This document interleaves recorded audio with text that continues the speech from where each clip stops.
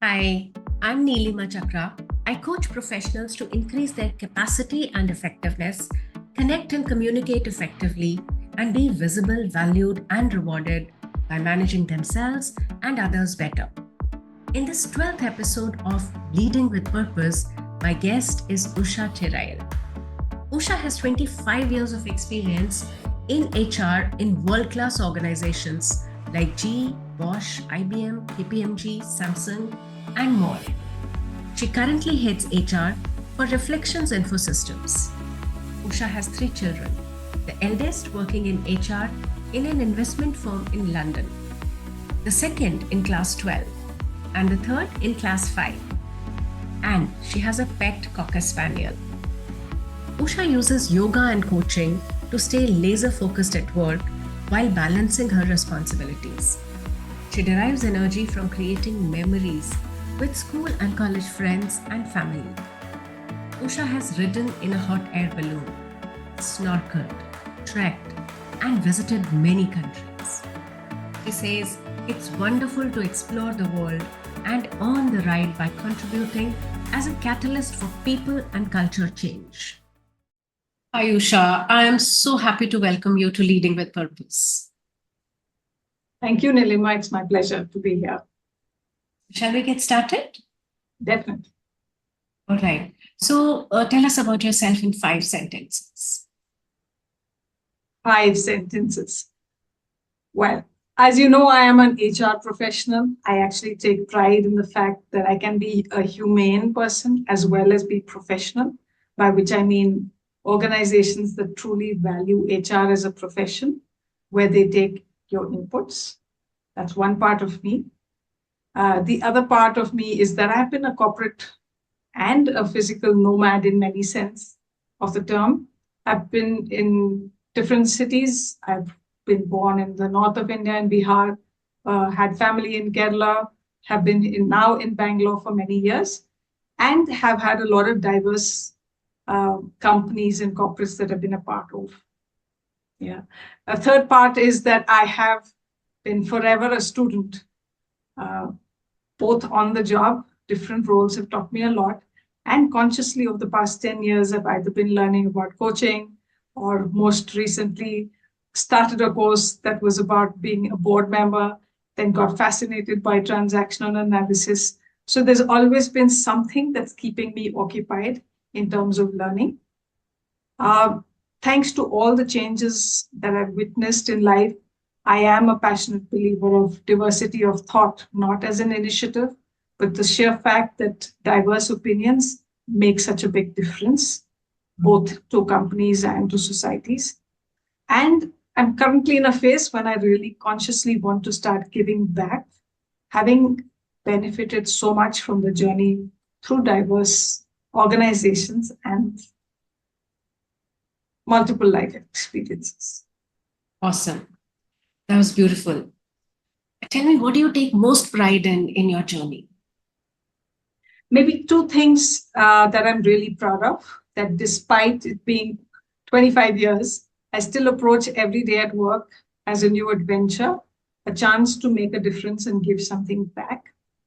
Another aspect is, it might seem small, but it's important to me, that I value integrity in its true form.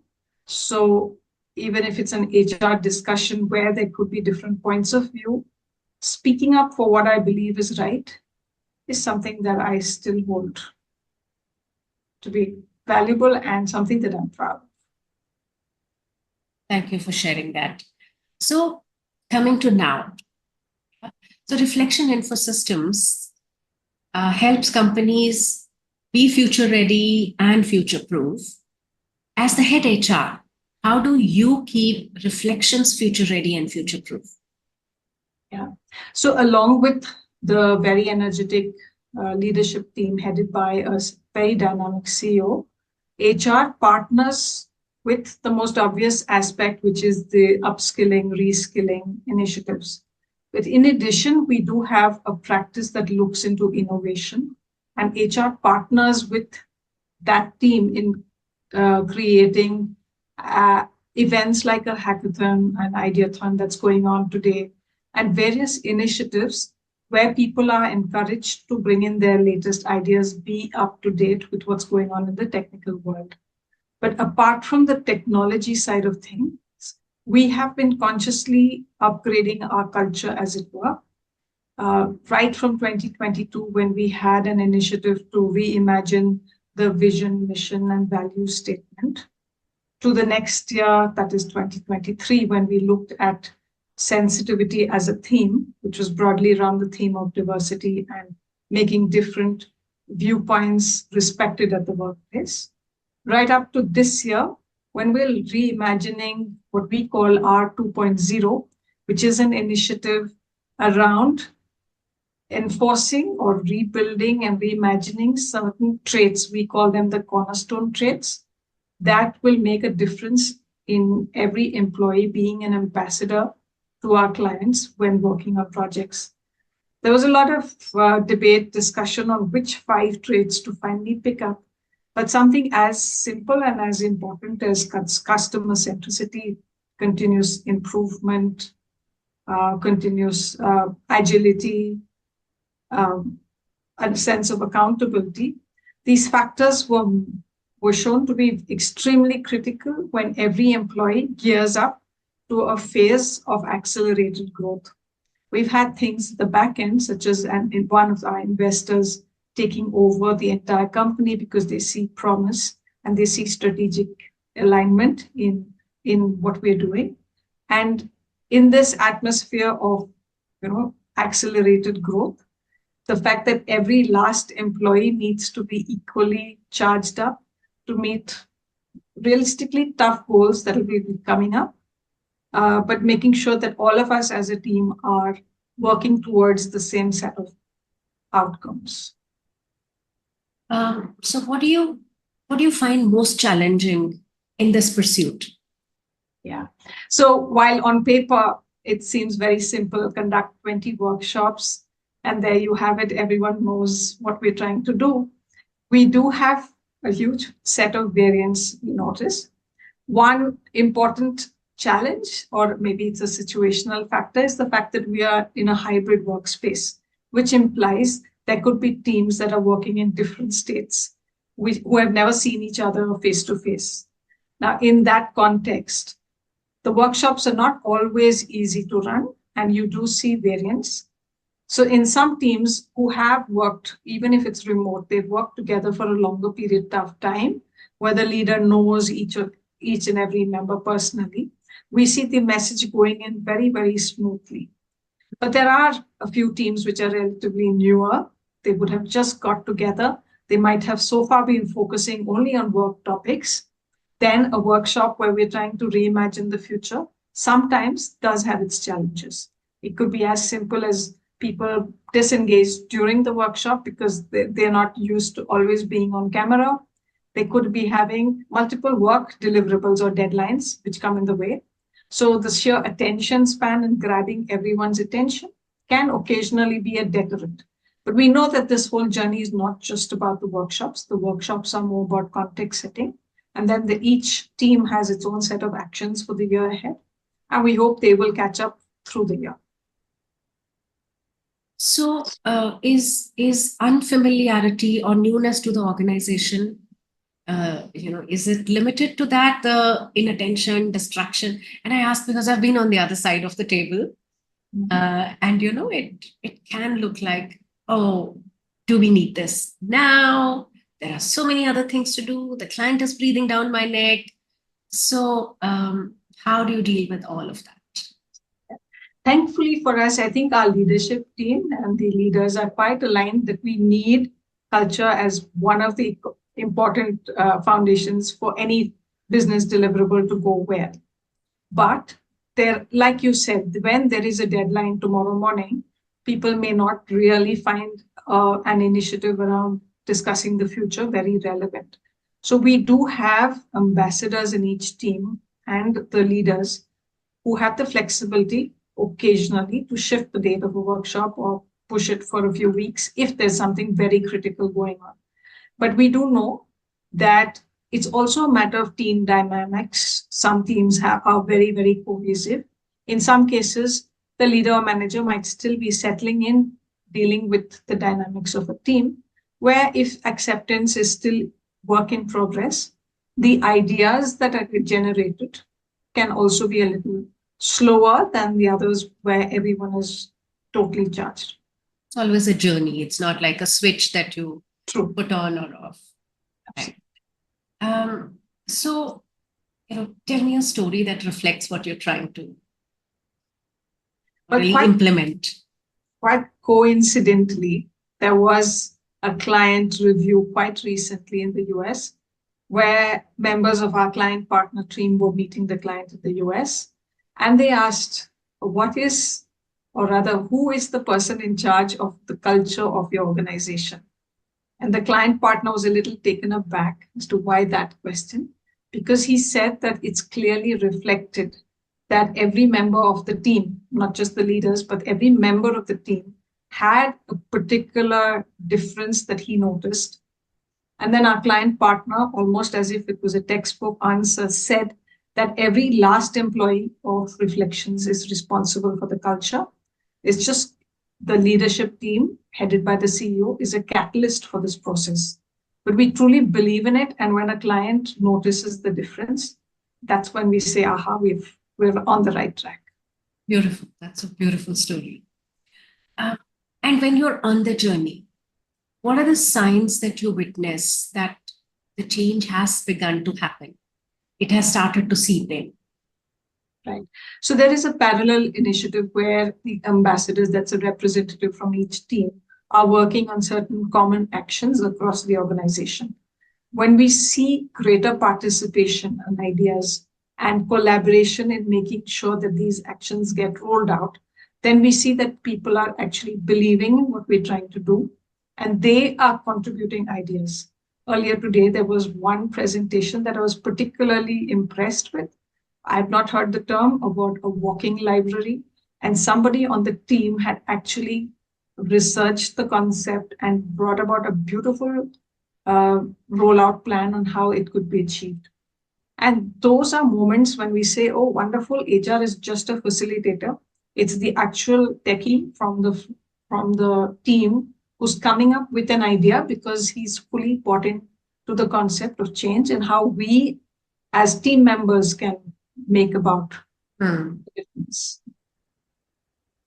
So earlier in the conversation, you said that teams that have worked together longer smoothly on board with the change. What are some of the other traits of teams who do it easier than the others? Yeah. I think there was one team which similarly hadn't worked that much time together, but they had faced challenges together. So I remember a couple of months ago, they were facing some crisis in the team where all of them had to get together to solve it. And somehow, perhaps that experience has helped them gel together. And when this workshop came, that I believe was the most successful workshop. Totally because the team had already weathered some storm and come together. And they were now much more aligned or collaborative and willing to take up some other actions together. Is there a leadership trait that you would say is also instrumental in smoothening the change process? Yes. In fact, in that team, it was the leader whose facilitation skills and the ability to draw out each member of that team actually made a difference. And we all remarked that it was that leader's ability to influence that made sure that every member of the team was contributing to that workshop. So, time and again, I'm noticing you say that it is every team member, the last person on the ground, draw out ideas from everyone. And that seems to be the central theme of, the culture change that you're doing. If you say this is the result that we want, what have you, what has been the ingredient or what has been the process that has worked for you to make it come true for the last person in the team? Right. I think it's been a journey. So when Reflections was very small, it was an extremely close-knit team. This was pre-COVID season. Post-COVID, there was when a lot of hiring happened across different geographies, different states, and people who hadn't met each other were still working and collaborating.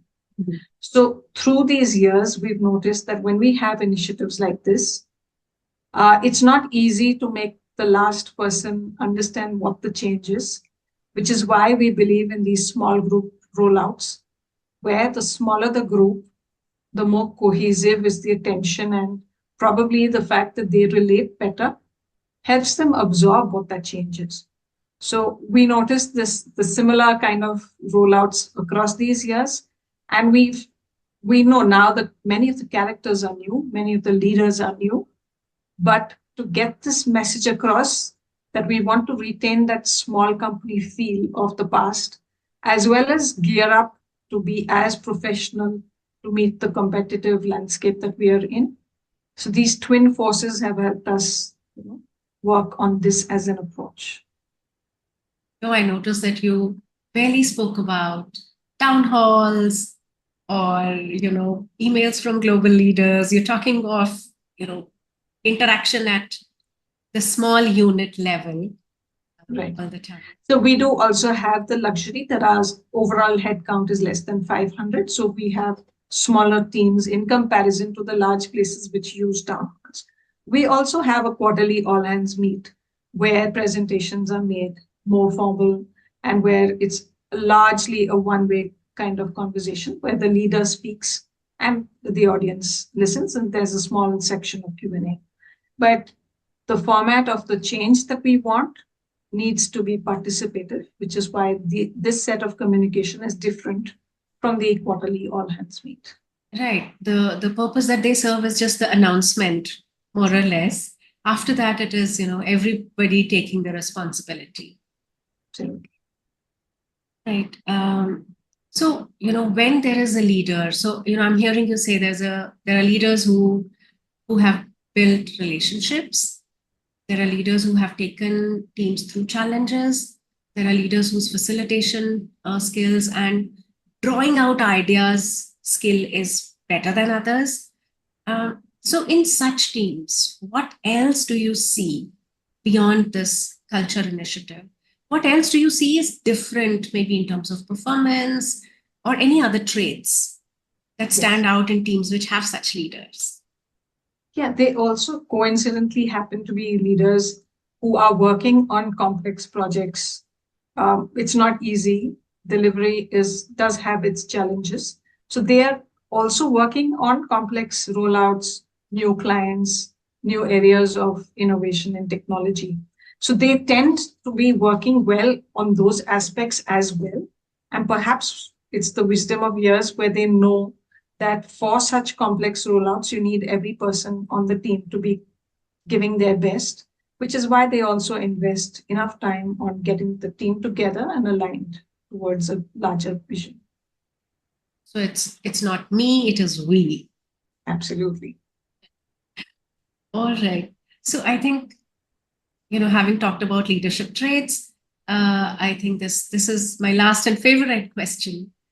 What is your advice to mid-senior professionals who want to become effective leaders and who want to grow in their careers? How can they take charge so that they get where they want to? Yeah.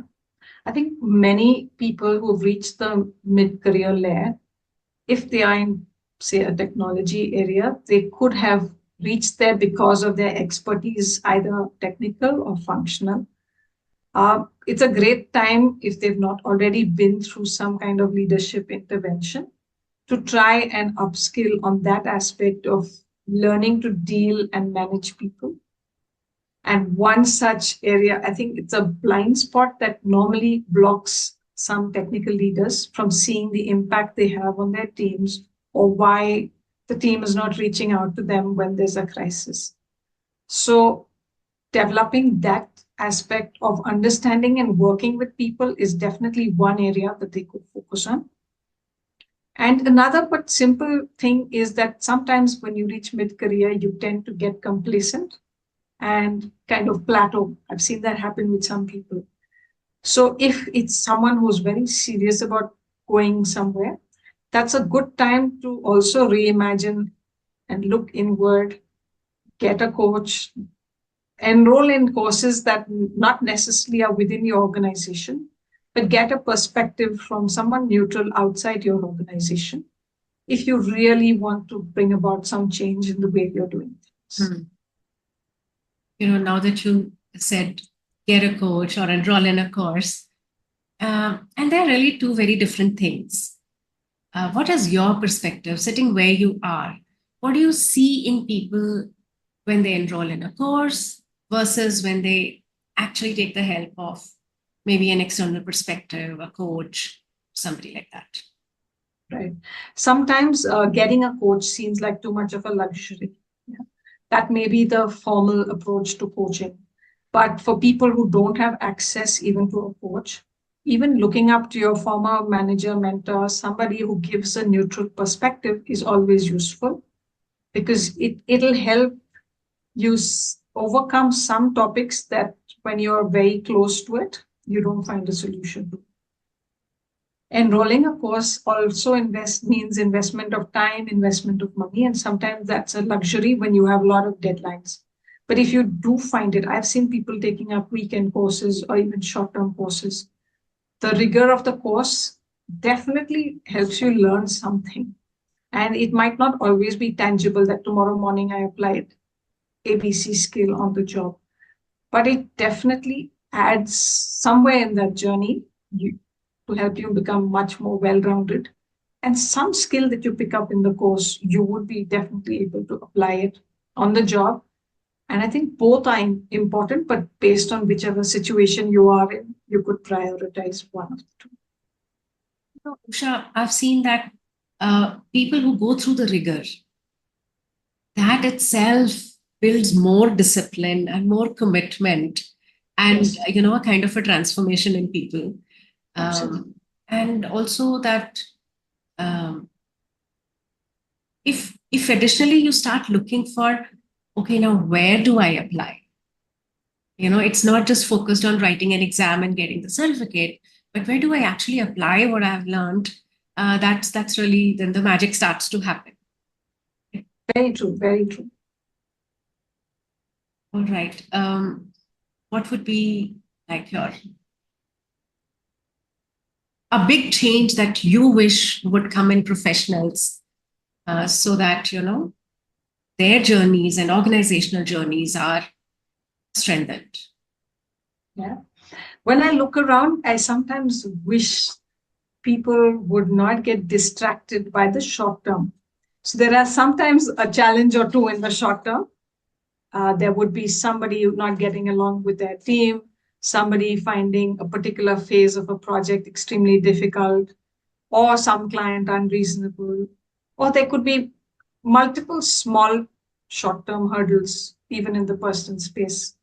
I wish people would shift their focus onto the slightly longer term horizon and say that, okay, this is happening and this is a phase when I need to slow down, but still not take your eye off the larger, longer term goal. Because what I see is sometimes people get bogged down by the smaller challenges, and then their perspective, they look down and they forget to see the larger picture. So that's one wish I would have for anyone who's on that corporate journey. Yeah, it seems to take over their life. Yes. Usha, another thing I observed in the conversation, you never said, Gen Z and today's generation. Tell me what is the secret sauce that challenge you didn't bring up? Well, I think that aspect of diversity of perspectives, I've learned to respect it. So there could be differences in the way we approach work. For example, I might be an early morning person who loves to log in early and get to work and complete work on time. And there might be a Gen Z person on the team who's used to coming in late. Well, I think I'm used to now letting things be as per the preference of the team member. as long as the deliverables are met. However, there could be some times when both need to be flexible. That person might need to come in early or might need to work late. Or there could be a difference in perspective on how to approach any particular deliverable. I might be old school and look at a longer term plan and be very rigid about formats. And somebody else might be more willing to just on the spur of the moment come up with something which works. I think I've learned that both could work as long as it's giving results and fitting what needs to be done. That's fine. Yeah, but I do notice it as a trend in some teams that there could be a clash, and that needs a conversation between the two sides. There can be a time when a group of people grumble about why is a particular leader micromanaging a particular output. But if there's a conversation around it and how both sides could tweak their approaches, then that would definitely work. Conversation is the key. Absolutely. Dialogue so that they don't block out each other's perspectives. Thank you so much, Usha. I loved the conversation. And I look forward to staying in touch and learning more. And I'm sure that my audience will benefit as well. Thank you, Neelima. It's been a pleasure connecting and having this conversation.